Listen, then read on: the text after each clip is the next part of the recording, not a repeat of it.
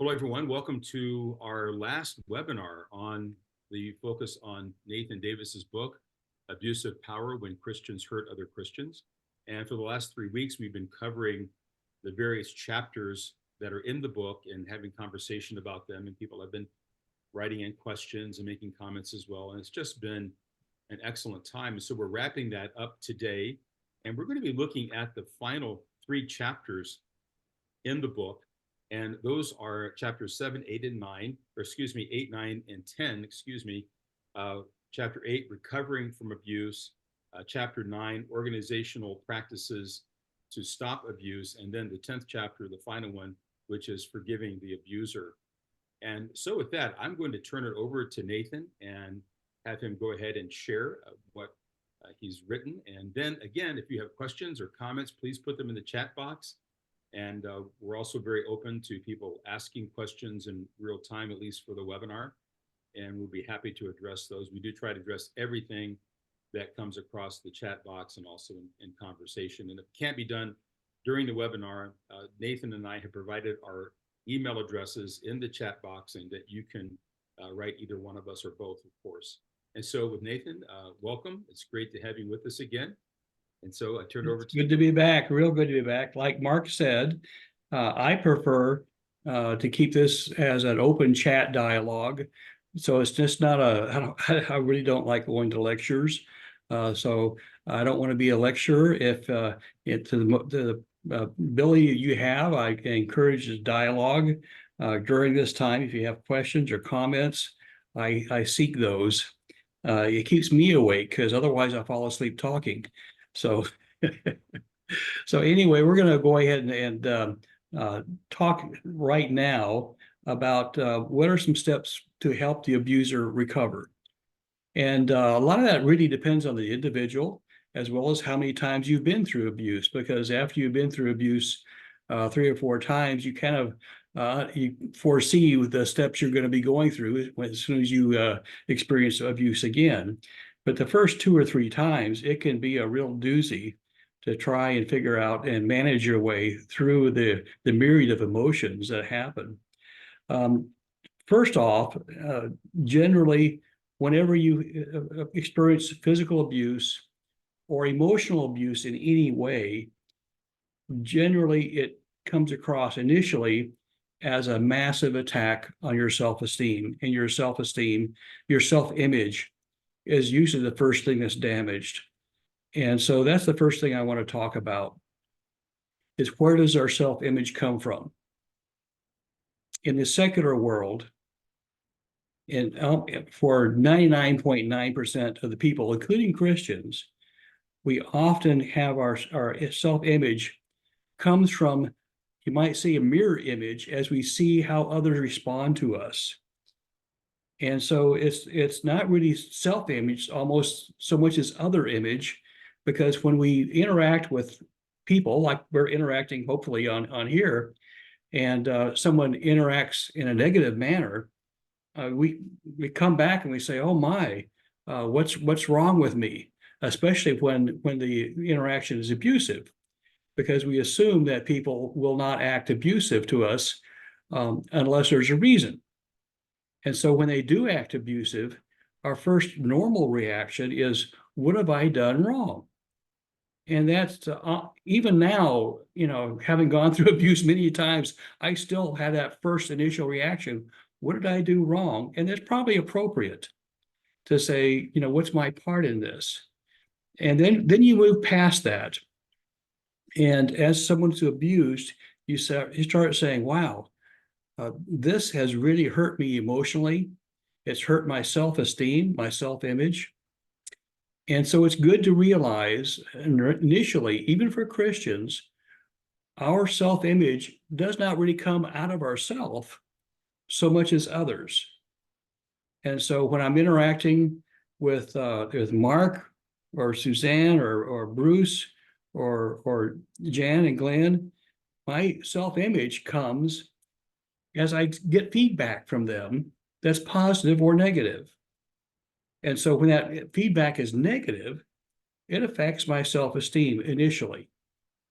Even even now as I hope, mature Christian, I still feel it. And that's normal. And so the question comes, okay, what do we do about that abuse to our self-esteem? And so I like to point to us as Christians and say, where does our real, honest esteem and image come from?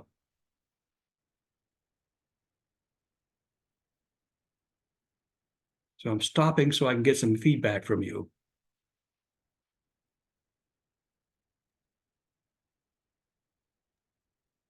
I had a transformational moment when I was in seminary. I could take you to the very place in the library I was sitting reading Dr. Larry Crabb's book, Effective Biblical Counseling, and he was talking about men needing significance and women needing security.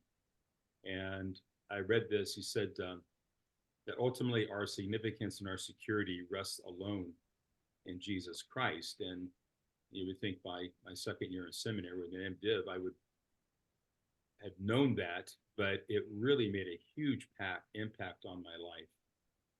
When I just had epiphany of, wait a minute, it rests in nothing but who Jesus Christ is to me, and who I am to Christ, actually, who I am to Christ. So yeah, that's where it is. Yeah, and Jan and Glenn just put a note up on the screen saying it comes from Christ. Absolutely. But normally we grow up getting our image from other people around us. And that's normal. And as a Christian, it's also normal because it still doesn't come from me. As Jan and Glenn said, it comes from Christ. Still not me. It comes from an image that I see from someone else. And when I get that image from others around me, that can be really negative and damaging. Hopefully, as a Christian, instead of looking at others, I can realize that others may be immature Christians and may try to abuse me. Yes, Christians who have been Christians for 50 years sometimes fail to grow up, and they're still immature Christians who abuse others.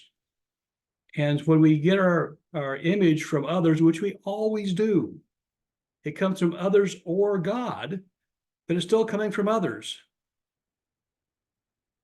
So it's not really self-image, it's other image, either from other Christians or non-Christians or from God, but it's not from ourselves. And we often don't realize it. We call it self-image, but it is the image that we see as a mirror as we see how the other person responds to us. And so if I see abuse from another Christian, especially a Christian leader who I respect, it can really affect my self-image and throw me for a loop, especially until I step back.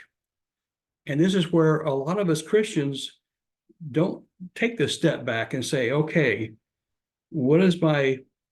how does God see me? And Jesus in John 15:15 says, for I no longer call you servants, I have called you friends. So that's the way Jesus sees me. And I have to step back when I'm abused, not if, because I still get abused too. I'm 75 years old, and abuse doesn't stop when you age. Sometimes it gets worse as you age, because you age.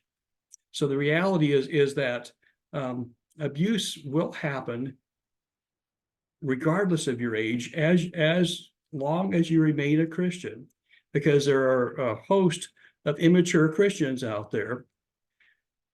Jesus sees you as friend and calls you a friend. Others don't. And I have to say, okay, how foolish, I want to use the word foolish. How foolish is it for a Christian to say, this person that Jesus has called a friend is someone that I'm going to abuse? But we do that. It's what could be more foolish than abusing someone that Jesus calls a friend? But we do that. Christians do that, especially immature Christians. And so once you've been through it 3 or 4 times, you probably I get where, yeah, it still hurts when someone tries to abuse me, but eventually I start saying, okay, this person is immature. They're an immature Christian, and they don't know that it's inappropriate to abuse a friend of Jesus. I mean, that's pretty foolish to abuse someone that Jesus would call a friend. Or worse yet, if you go to Colossians 4:7, it says, "So you're no longer a slave, but a son. And since you are a son, God has also called you an heir." Boy, I mean, when we start saying, okay, I am an heir, a joint heir with Jesus, how foolish is it to abuse someone who's a joint heir with Jesus that God calls a son? But we do it. And so the first thing I want to do is tell people what I tell people when they come to me and they've been abused and they feel abused, and that's real and appropriate abuse.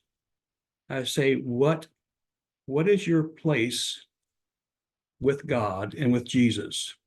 Because that's where the rubber really meets the road, not what this other person. The other person's an infant. They don't see your value. It's like a third grader coming up to you and saying a bunch of really nasty things to your face. And if that happened, you probably would just dismiss it and say, well, that's just an immature third grader. The same thing happens with Christians. Sometimes the Christians that we hold as an esteemed position, sometimes spiritually are a third grader or a second grader or a first grader. And when we still hold them in that position, then we can feel very offended. It can really knock us for a loop. And so, I say the first thing that's going to get hit is your self-esteem. And that's going to be hit appropriately until we step back and say, how does Jesus see me? How does God the Father see us? And when we can put ourselves and say, I get my self-image from someone else, I can either get it from this immature Christian or I can get it from God. Which place is appropriate? Well, duh. It doesn't. When we think about it, then we naturally come back and say, yeah, my self-image doesn't come from this immature first grader. It comes from Jesus and it comes from God. And this person is obviously foolish. I mean, to call a son of God a name or to abuse him, boy, that's really treading on dangerous ground. But immature Christians do it. And I'll be honest, I've done it too. And most likely you have too. During our time when we're growing up as Christians, we make mistakes. And so I want you to realize that's a mistake. It's not your real image. And so in the book, the first part of this chapter goes through helping you and whoever is using the book to understand their true value, not as seen by other people, but to realize, yes, we all use that image, and that image of ourselves comes from other people and hopefully from God, because other people will fail us in the church. What are some insights from you? I've been talking quite a while now, and I see a lot of little notes coming up. So tell me your insights. So that's a really great insight. And as I think about my own self-image, I look back on my life as a child. I was the youngest. I was a year ahead in school.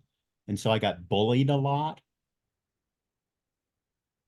So maybe there was a blessing to being bullied. It forced me to look for my resiliency outside of how I was treated. Okay, good. That's a good insight. I'd never thought of that before. Any other insights? I think I like that, Bruce. What other insights? Well, I think too, and Jan and Glenn referred to this in the notes.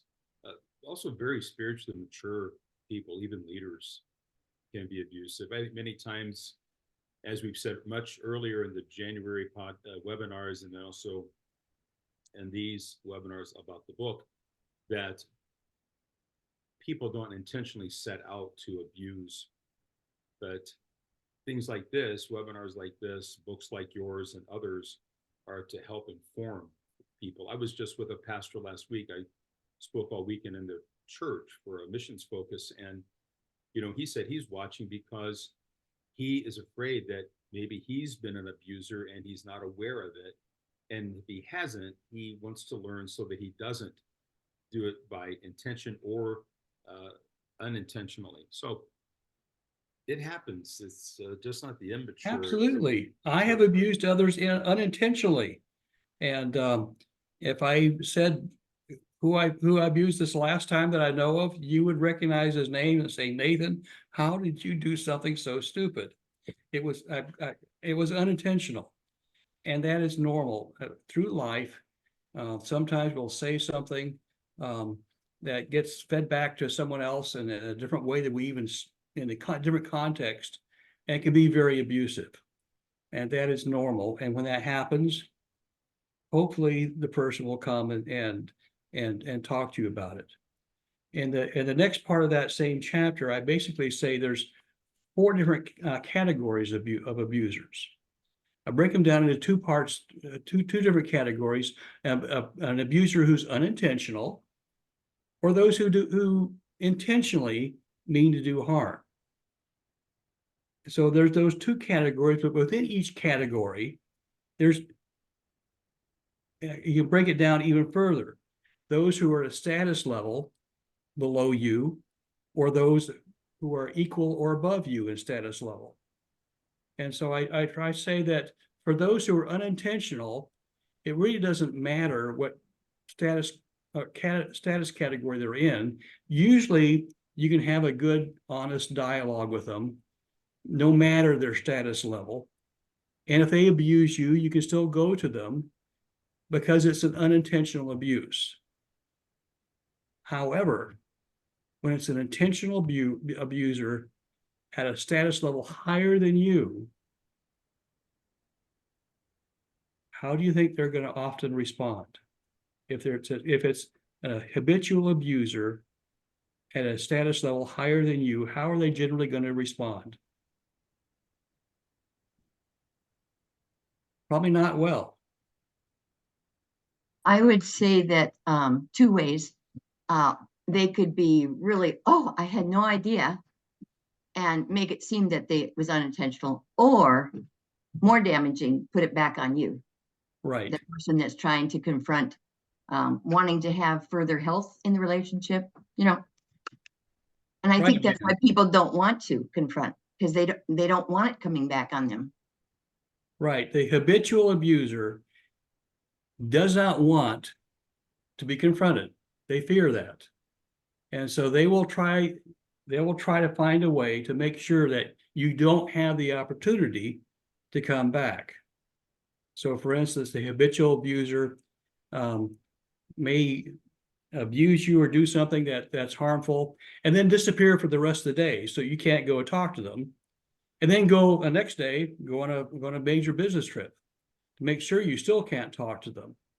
Because the reality is that if you're able to actually talk to that habitual abuser, especially in front of a third party, then it all comes to light and becomes obvious. So they fear that bringing things to light. And so the habitual abuser, especially if they're a status level above you, generally will do their best to avoid being confronted by you, or finding a way. They're going to find a way to get around that. They're going to leave the office. They're going to leave the city or the state for a little while to try and let you cool off and let things die down, because they don't want this to become a public feature that they're brought out in the light. So that's very common. And so generally when someone is a higher status level than you, I say, do not try to confront them. First of all, you probably will not be able to. They will find a way to avoid confrontation. In many organizations, and I'm not sure what yours is like, many organizations that I've dealt with, like I said, the organization that I'm a member of now is the fifth in line of church organizations that I've been involved with. And I found that many of them along the way have in their bylaws, a clause that will basically say something to the effect that if a member has a contentious or non-cooperative spirit, they can have their credentials revoked. Well, how does that affect the person who's abused? I want you to consider that for a moment. What are your insights on how some potential ways that could play out? I think maybe a person would try to explain away the abuse to lessen it, make it seem like, oh, they're not really abusing, to calm anything in their own mind. Because if they realize they're being abused, then and they want to do something about it, it's risky at that point. And is it worth the risk? Is this the hill I want to die on, kind of thing? Good insight, Suzanne. Very good insight. Yeah, that's exactly what happens, is that the person who's abused usually says, hey, I've just been abused. This hurts. And I want to talk to the abuser who did it. The abuser, on the other hand, doesn't want that to come to light and withdraws, flees the situation. And when the abuser keeps pursuing, the abusee, the one who's abused, keeps pursuing, wanting a meeting, the abuser comes back and says, you know, this person who says they're abused, they have a contentious and non-cooperative spirit. And so then they go to the leadership to get the credentials pulled. That's the way that works. So the reality is that when we have something like that in an organization, that's a very common feature. Not all the organizations have that, absolutely, but it's a common feature that I've seen. It means the person who's abused is abused twice.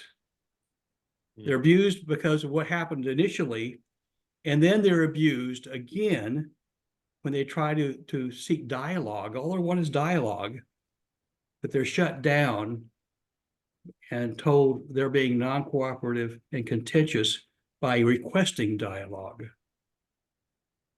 And so they get a double abuse. Do you see how that works? Mm-hmm. Can I share something that happened Yes, to me? Suzanne, go ahead. So I was working for a Christian nonprofit doing wildfire recovery in Northern California. And my ex-husband, in the middle of everything, left the organization, me, everything. And we had been the CEO and his wife and my ex-husband and I had been like partners.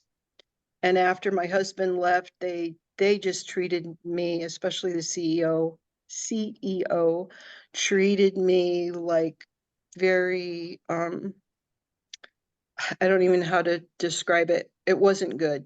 And I tried to confront him. He would not meet with me in person, but it was a phone conversation. He was in his vehicle, which he always was. And so it was like over this phone conversation, and I just poured my heart out, what was going on, how I was feeling, kind of thing, because we had been really good friends. And he had assured me that he was the only one in the vehicle and everything would be fine. And I found out later that there were 3 other people in the vehicle. And after the phone conversation, they had a discussion about poor Suzanne, all that happened and what they were going to, kind of thing. And wouldn't let me do my job anymore. They basically took it away from me and gave it to someone else. Yeah, And but yet what you're talking about is classic mhm. abuse. You And know, so, meetings happen behind your back, secretive meeting, and that's what happened in that car. The sure. secretive meeting behind your back where they discussed, and guess what happened? There was a court going on, and you had no defense. Hmm. You were judged and found guilty. From what you said, it's what it sounds like. Sounds like you were judged and found guilty with no input. So my counselor, because I was going through counseling, and I was telling him everything that was happening. He said something to me that like changed my whole outlook on everything that was going on. He said to me, "Why are you allowing them to abuse you?" And I thought about that and I said, "They're not abusing me, they love me." And he said, "Abusers love." And that just changed my whole perspective on, yeah. And I quit my job and now I'm in missions and I'm doing amazing. I mean, God just gave me a whole new life. And that was a pivotal moment for me when he said that abusers love. And it's like, yeah, okay. But you still don't have to put up with it. You still don't have to No, you to still allow don't it. have to put up with it. And the reality is that uh, the generally the abusers who are a status equal to or below yourself, you're able to go to, but those that are a higher status, often you don't have that option. And so I tell people you don't have to have a dialogue in order to heal. Many times, if it's an abuser at a higher status, you will not have that dialogue, but you can still heal without that dialogue, sometimes faster and better. Because if you have that dialogue, often it's going to be more abuse, just like Suzanne explained. The habitual abuser is going to find a way to keep abusing because that's what they've learned. That's a habit they've gotten into. That to them is the norm. And so the reality is that it becomes a norm that if you stay there, you will receive more abuse. I tell people, you do not need to have a dialogue in order to recover from this. First off, consider what's happened to your self-esteem and who you get your real self-esteem from, which is not them. It comes from God, which is often the last place we turn to, even as Christians. But the reality is that's where we need to turn to, is our self-esteem comes from God. Generally, if they're at a higher status level, you will not have opportunity to confront them. If they are lower status or equal, then you can usually confront more carefully. And we discuss a number of steps you can go through in order to confront them. There's too many to talk about this morning, but they're all in that particular chapter on abuse. And those steps are really meant to help you confront those who are equal status or below status, who are open to hearing your input. And part of that first thing that you need to do is when you first sit down is find out, are they open for your input? The reality is that if they're not open for your input, you might as well shut the meeting right down. Shut it down then. I have the example in the book. My wife and I were counseling a couple that came to us. They were having marriage problems, and they wanted counseling to improve their marriage. In the process of that first meeting, we found out the wife was having an affair. And so my first question was, well, have you broken off the affair? No. Do you plan to break off the affair? No. Meeting's over with. Really, she had no intent on trying to repair the relationship with her husband. She had already made her choice. And sometimes we have the same choice with the abuser. The abuser has chosen someone else to be friends with and to honor, but not you. And so usually the first thing in the meeting to find out is, does that abuser, is he or she willing to value you enough to try and continue a relationship? And if they don't, then it's better off just to realize it, cut the meeting off, and realize that this person is still an infant, and your input's not going to change that. So there's a number of things in the book we talk about. Are there any questions you have? Some of you have been able to read the book, some haven't. Before we go on to the next chapter, which is some of the organizational changes, any questions you have on the rest of that chapter?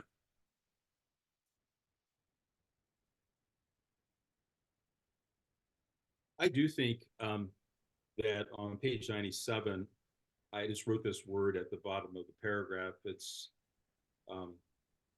if your church community is riddled with systemic abuse, you may need to excommunicate yourself from that community. This biblical pattern requires careful planning and lots of courage. It does require lots of courage to decide, you know, it's time to move on to another church or to go on to another mission agency, maybe to another company, even if it's a Christian company, so to speak. But it may be the best thing. And I think a great book I'd like to recommend for people making those kind of decisions is Henry Cloud's Necessary Endings. It's a wonderful book to help know when you need to prune things in your life like a rose bush so that you're healthier and you come out with greater beauty by cutting things off, whether it's a relationship, Right. workplace, a place of worship, and doing so with grace and mercy, you know, and not taking the baggage with and polluting another context. Sometimes we do have to make that, we need to make that decision to go ahead and cut off a relationship with an organization that is habitually abusive to us. And that's a good insight to have that. The book that Mark mentioned, say that again, Mark, the title of it. The title of the book is Necessary Endings. Necessary Endings. Oh, that's a very good book. I highly recommend that. Beth and I wrote another one called Transitions. And so if you look on Amazon to buy this book, you'll also see another book we've written on transitions. It's on how to make transitions in your life, because there are times when we do need to make transitions and it's not planned. And those are the harder ones. So both of those books would be good and not appropriate for everyone. But if you are going to make a transition, then I highly recommend you start off by equipping yourself with some insights from both of those books. Thank you, Mark. That's good. I just had one more thing, and go ahead. Other chapters to get off to. I would say, and this is something from experience, is that when you have a leader that's abusive, usually it's a very passive aggressive leader, and they use another person as the front person to do all the talking for them to actually carry through with the hard conversations rather than them taking the responsibility and doing it. When you have somebody that's a passive aggressive and they have somebody else as their front person, the chances of reconciliation in the sense of coming to an agreement that that person is an abuser, it's not going to happen. Not much. They already have a buffer that's there, and in some ways it seems cowardly. They don't even want to meet. Yeah, I'd call that habitually. That's what I call systemic abuse. The organization has systemic abuse in the structure that enables the abuse to continue, and generally, it's going to be really hard to get past that. Yeah, you called it. Okay, well, let's go ahead and go on to the next chapter. A little bit about organizational abuse while we still have some time. And this is not meant to be all encompassing, but we want to talk about some possible changes in the organization that the organization can consider. In religious organizations, my insight is that abuse is a little more prevalent than it is in secular organizations because of the separation between church and state. In a secular organization, if the organization is abusive, Usually there's going to be some lawsuits that come that come to light. That's going to eventually start checking what's going on in the organization, but not so in a religious organization because of the separation between church and state. The lawsuits are discouraged and are often ineffective because the state that keeps the hands off and says each church can police themselves, basically. So it's a little more rampant in a religious organization. So the first thing I want you and people who are reading the book is to have a reality check and realize that if they are in an organization that has systemic abuse, and we talk about that in the first chapter, we define what systemic abuse is. They really have 4 choices. They can become a part of the organization by abusing others themselves and probably succeed in secular context. They can instead just not become an abuser, but just ignore it and basically condone it. I don't recommend either one of those, by the way. A third choice, as Mark said, is to leave the organization. And sometimes that's a very good option. And so I encourage you, if you're in that situation, consider that as an option. Or option 4 is ask God for insights to help you change that organization. Probably you will not be able to do it, but God can give you insights how you can be part of that. And that's what I call a real spiritual intervention. What insights do you have?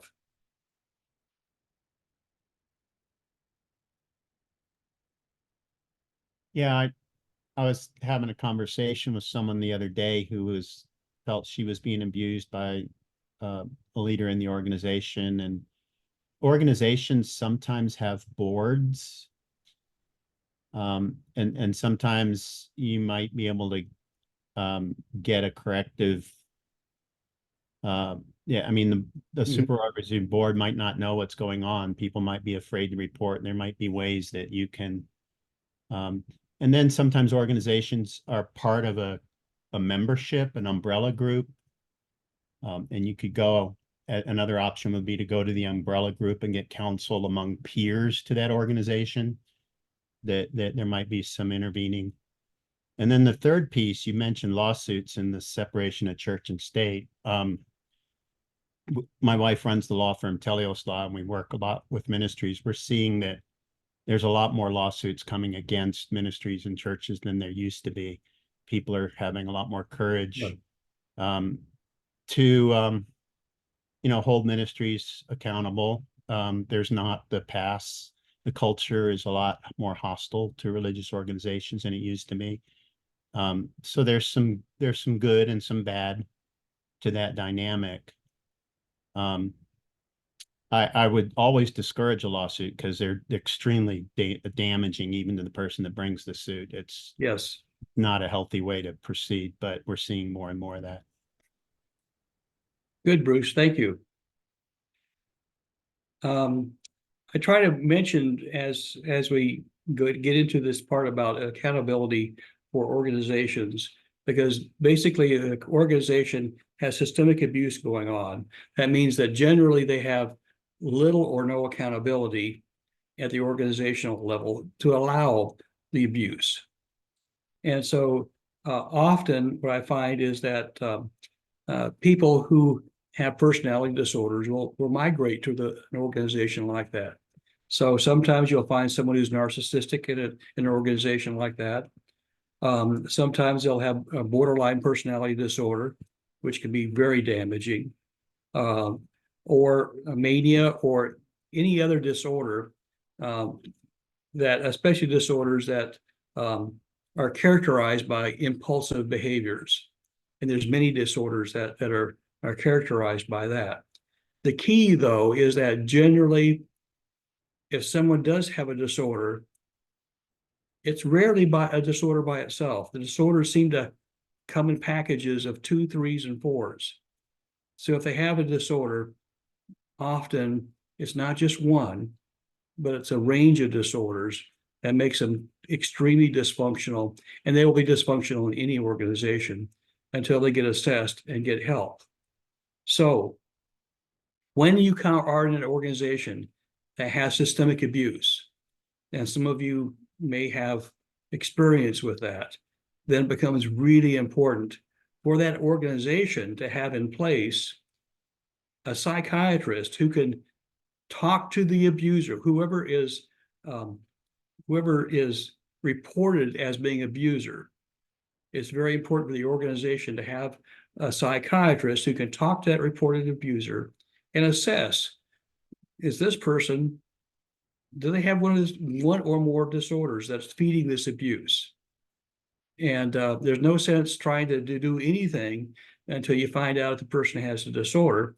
And once they have it, once that is diagnosed, then the psychiatrist can say, okay, here's some medicine, here's a plan to help get past that disorder or disorders. But it starts by having a psychiatrist on hand and on tap, that when the abuse is reported, will say, okay, instead of assessing the abuser, the person who's abused, we need to assess the abuser and find out if there is one or more disorders prevalent. Second thing that's very important is to have the office that's investigating within the organization, within the church organization, have them really independent. So often in a church, the person who's investigating the reported abuse is a district superintendent or someone like that, who knows the abuser personally, because the abuser has been in that organization with them for a long time, and so there's friendship there, and so there's a real conflict of interest, and being able to have that person then say, well, we need to do something about abuse, because the reality is that they're probably going to go with the person who's the personal friend.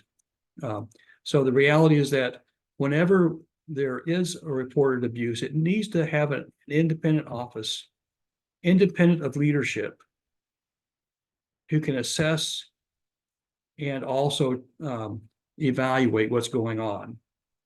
And usually is not what happens, or often is not what happens.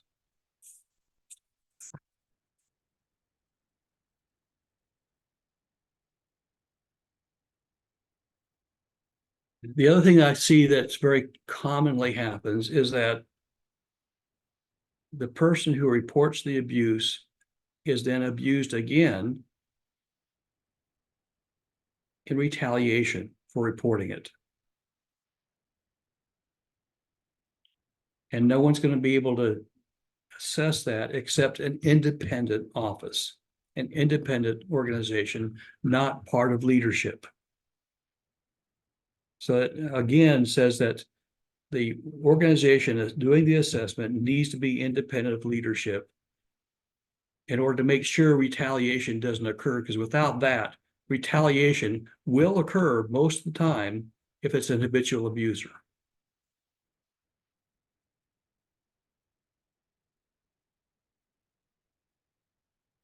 Any questions or comments so far? Thinking about our situation, so having left the organization, why should the abuser be willing to meet? The abuser Because they're probably, not planning to go back, you know? right, yeah. The abuser probably will not be willing to meet, often will not. Yeah. And so that's especially if it's a habitual abuser. The habitual abuser will usually refuse to meet and have dialogue. And if you're already gone, then yeah, there's no incentive. Mhm. I have wondered in reading at least some of that first book, Bully Pulpit, and what you have here too. I wish there would be a way that we could encourage our district office, our headquarters, to encourage the churches to set up an accountability committee. And yes, training and all that is needed, but if they could have an accountability committee, then you've got some teeth to assess things and to protect the person that's been abused. Yeah. And so, you know, if you look at secular organizations, like, you know, I spent 29 years with the Air Force. And so, you know, there's all kinds of independent offices that are set up to ensure that separation between those who are accused and those who are abused, to ensure they're not part of the leadership. But in the church organizations, that often is not the case. Often you find leaders that are the same person that evaluates and dispenses justice, which then makes it really difficult when that person is confronted with someone who's a personal friend. And what generally will happen is that that person who's an abuser, who's a personal friend of the leadership, will just pick up the phone and call and say, well, this is what happened. And so, again, you basically have a secret court meeting going on with no input from the abused. I think And in so part of it- I'm sorry. go ahead, Mark. Well, I think a part of it is, and I have the advantage, I had the book open in front of me on page 108, that it's not defined, as you have here, define abuse as a moral failure. I don't believe in ecclesial settings, whether it's a church, a mission organization, or anything that is a parachurch agency, that spiritual abuse is not considered to be a moral failure. Of course, sexual abuse. Absolutely. Yeah. When it comes to a bully pulpit type of situation, wherever that may manifest itself, it's, or they're a hard driving leader, or they're a type A1 personality. And we make all these excuses for behaviors that are leaving a trail of people that are wounded and hurt, who may leave, who may give up their faith, because we don't consider it a moral failure. A moral failure is sex outside the bounds of marriage. Moral failure can be fiduciary mismanagement. Those are the two biggies that will get, if you're in usually a church organization, your credentials taken away, or you'll be put on discipline for a period of time and then restored back, which is good. But what about spiritual abuse? And Yeah. a lot of times spiritual abuse has far wider ramifications of a weight of people's lives destroyed than fiduciary or sexual immorality. And a lot of organizations will have a clause in their bylaws that would allow the leader to go and say, this abuse is a moral failure. But because there's nothing explicitly that says this type of abuse is a moral failure, they won't go there. And so it's not just a matter of interpretation, but it almost needs to be spelled out explicitly for especially most evangelical organizations, where things tend to need to be more black and white. Yeah, Nathan, just a couple comments. You know, when you mentioned about having a psychiatric evaluator on hand, a lot of times one of the results of our external independent investigations will be to recommend a leader be evaluated, and that oftentimes can result in a real learning experience for that leader, and that person is evaluated and grows. More times than not, it results in regime change, where the leader doesn't want to subject himself to that evaluation, and then he voluntarily leaves the organization because the organization is requiring it. But that can be a way that these things conclude. That's a good insight, is that yeah, the person who knows he's guilty will not want that evaluation. Yeah, but the person who has hurt people, but not necessarily intentionally, will want to go through that process to make himself better. Good insight. I like that. That's a good insight. So there's quite a few things here in this chapter that we won't have time to go through. I encourage you to go ahead and read through it. And let's go ahead and go to chapter 10, Forgiving Your Abuser.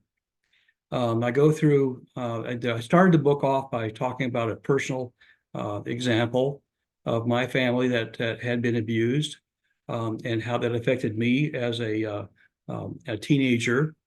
Basically, I didn't come back to Jesus until I was in my early 30s, after the abuse happened to my family. Um, and then in college, my first year of college, I had another instance of abuse at a Christian college that I talk about in chapter 10 and briefly, not explaining it graphically, but just basically this is kind of the nutshell of what happened. And it then was one of many factors that helped keep me away from God until my early 30s. And so finally in my early 30s, God did find me. And I say he found me, I didn't find him, he found me. And at that time, I knew I needed to forgive. It was not an instantaneous process. It was a slow process. But it was a process that I did go through over a period of years, until finally I thought that I was really through with it. And during that process, I personally went through a kind of a separate process where, apart from forgiving my abusers, I really felt that I needed to seek friendship and peace with the abusers. Now, my primary abuser was dead, so I couldn't really do that. And the other abusers in that college, by the time I became a Christian, had all dispersed. They had to graduate from college and gone to the four winds all over the United States. There's no way to get hold of them. But there was one instigator still there. That was the organization. And so somehow I felt convicted. I think God provided that conviction. I can't say that, but I think God provided a conviction that I needed to forgive the organization and make amends and make peace with that organization. Not just forgive them, but actually make peace and make friends with that organization. And so that's kind of what I'm talking about in this chapter, is going beyond forgiveness to the organization, making peace with that organization as possible. It's not always possible. Not every organization wants to make peace. And so I mentioned in there, the scripture says, as much as it is in you, be at peace, and realize that it's not all about control. The organization has control of that too. But I start off by talking about a formula for friendship and peace. That formula is H.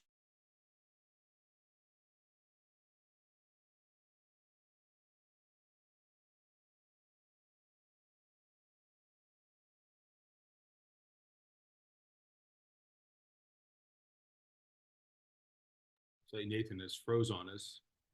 I don't know if you can hear us, Nathan, but we have H, and that's where it stopped.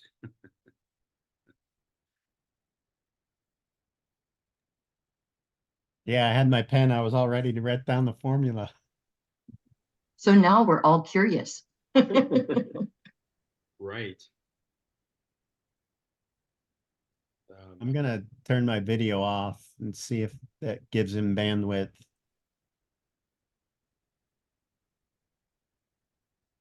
Well,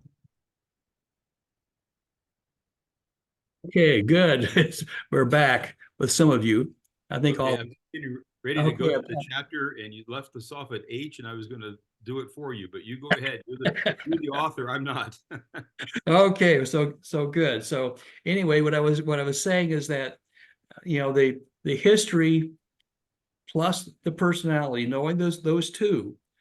For me, knowing the history of the organization, which I had grown up with, I knew the organization, and I knew the personality. At least I thought I did. As a psychologist, I had in my mind probably pretty biased idea of the personality, but it was my mind of what that organization was like. But what I didn't have was positive sentiment override, which is those feelings that allow me to get past those abuses and enable me then to have a positive attitude towards the organization that maybe didn't do them, but that condoned them and allowed those abuses. And so it becomes really important for us who are recovering to have and build positive sentiment override. I knew I would not have an opportunity to explain my abuses to the organization 35 years after they happened. I put that aside and said, what I need to do is I need to develop positive sentiment override. And that's what I'm inviting you to do with those that you work with and you yourself when you go through this. If you decide to stay or we said that one option is leaving the organization. For me, the option was returning to the organization after 35 years. If you make that choice to stay or return, I invite you to develop positive sentiment override to help you get past those negative experiences and negative feelings. And you can make a plan. Okay, what do I need to do? How do I need to go about this? And that's exactly what I did. I developed a plan when I first came back to this organization and joined as a missionary. And I said, okay, I need to develop some positive feelings towards this organization. And this is the way I'm going to go about it. And for the next 10 years, I went through that plan very carefully and very detailed, developing those positive feelings, that positive sentiment. It enabled me to function. Without that, you will probably have hard feelings for the rest of your life. But you can make a plan to develop positive sentiment override, whether it's with a ex-spouse or someone you used to work with, someone who's abused you, or your organization. It can be done at an organization level just as easily. And so I put that in this chapter, saying, in as much as it is in you, and realize the organization may not give you that option, but if you decide you want to continue, then I invite you to try and make a plan for positive sentiment override. I'll step ahead and talk a little bit about what that meant. After about 5 years, I developed a fair amount of intimacy with quite a few leaders in the organization. And if I said the leaders' names, you would recognize them. I developed friends with people I formerly distrusted, including Mark Houseville right here on this same group that we're talking to today. I didn't know Mark beforehand, but I just trusted most missionaries. And I made close friends with quite a few missionaries. And that was positive sentiment override, enabled me to have intimacy with people that I formerly distrusted. And I found that there were a lot of people who I could have intimacy with, even in an organization that had abused my parents and me. I found that all the abusers were not alike. Some of them were inadvertent abusers. Others were habitual. And I was able to separate the two. And those habitual abusers will stay in the organization. They're not going to leave. They're going to be there for you to deal with. But if you want to deal with them effectively, develop positive sentiment override with those who you think are going to be abusers. They will still abuse people, but they'll abuse you less when they have positive sentiment override towards you. So if you feel like someone is trying to abuse you, don't just sit still. Make a plan to develop positive sentiment override with them. It's preventative. Realize that God will allow other people to abuse you, just like he allowed people to abuse Jesus. And just like with Jesus, I say, man, I wish that cup would pass from me, but I know sometimes it's not. And occasionally, I find that I commit abuse too. Hopefully unintentionally. At least once, I can recall when it was in a fit of rage towards someone who had abused me, that I abused them back. Hopefully I won't do that again. I learned from it. But as you are in an organization, especially by the time you get to be my age, you will find that you've done it inadvertently too.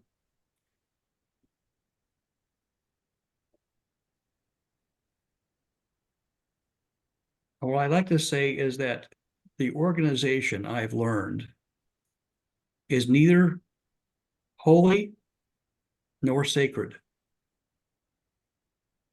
It's merely a tool for ministry. And so as I can reframe, and developing positive sentiment override with my organization has helped me to reframe and understand this organization. They're not sacred. They're not holy. They're a tool for me to minister. And I couldn't do that. I couldn't come to that feeling, that acknowledgement, until I developed a positive plan for positive sentiment override. So if you find yourself as an abuser, and you will, I invite you to consider intentionally developing a plan for positive sentiment override. Your outlook will change. The organization will not. My organization has not changed one speck since I was a kid.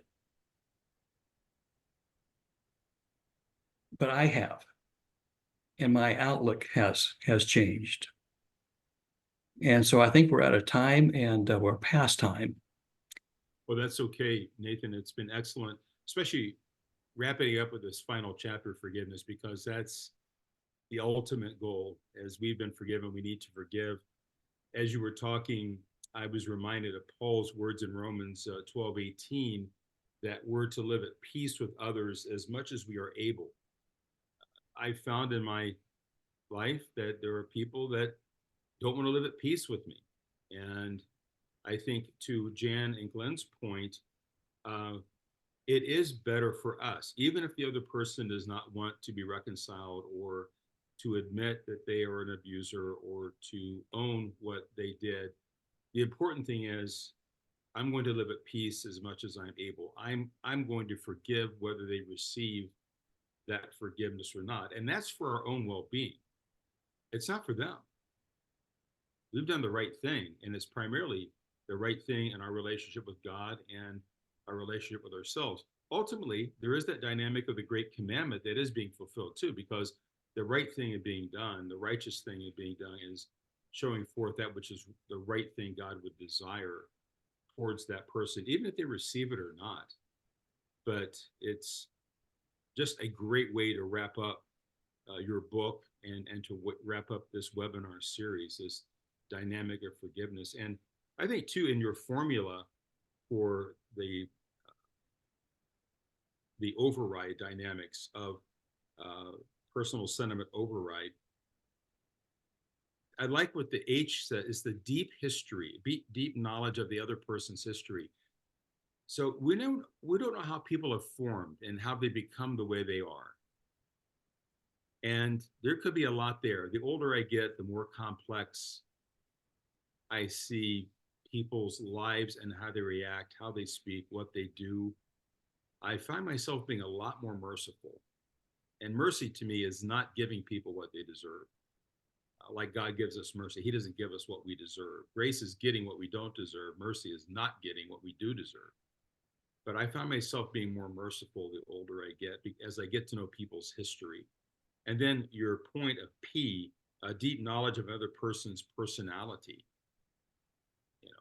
we're not shaped in a vacuum with God. The only human being that had that opportunity was Adam.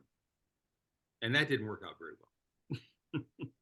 So, there's a lot there that we have to consider when it comes to abusers and the way they are. So we just don't, open up the cannons and fire away.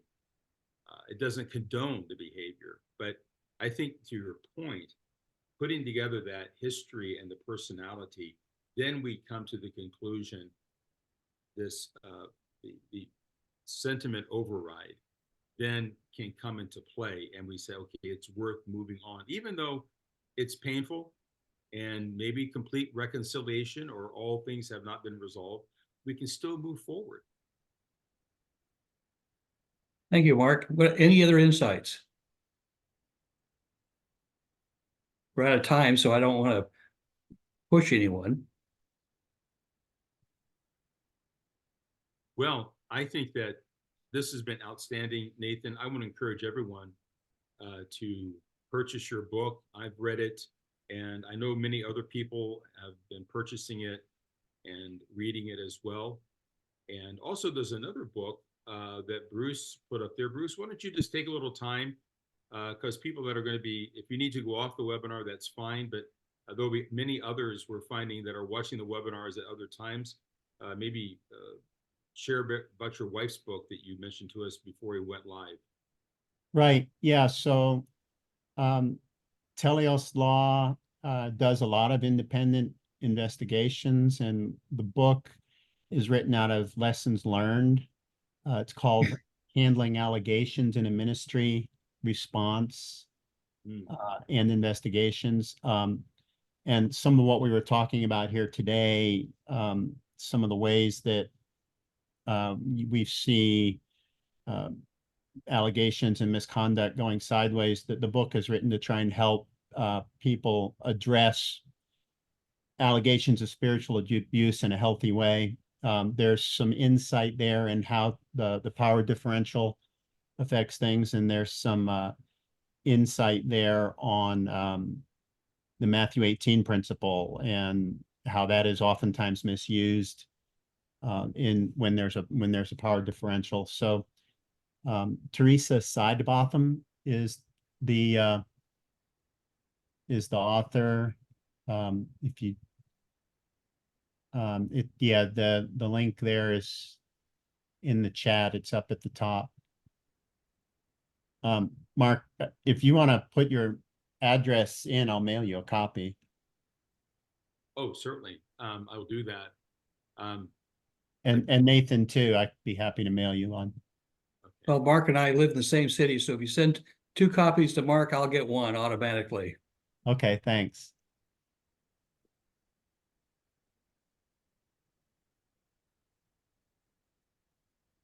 Okay. And I'll just put my zip as Springfield, Missouri.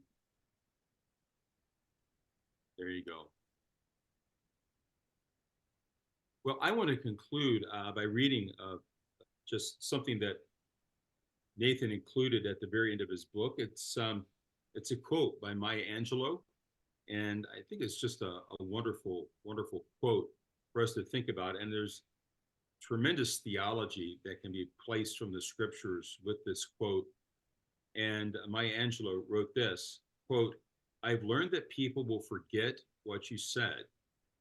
People will forget what you did, but people will never forget how you made them feel," unquote. That's absolutely true. And we could all align book chapters and verses with that. And so with that, my friends, I'm going to say thank you and goodbye. It's been great having you on. And this will be posted on the event archives. So if you have others that you would recommend watching this series or watching this particular webinar, just direct them to imwholeness.org and go to the event archives, and they'll be able to view this by the end of the week. And so with that, thank you very much, and it's been great having you with us. Goodbye. Bye.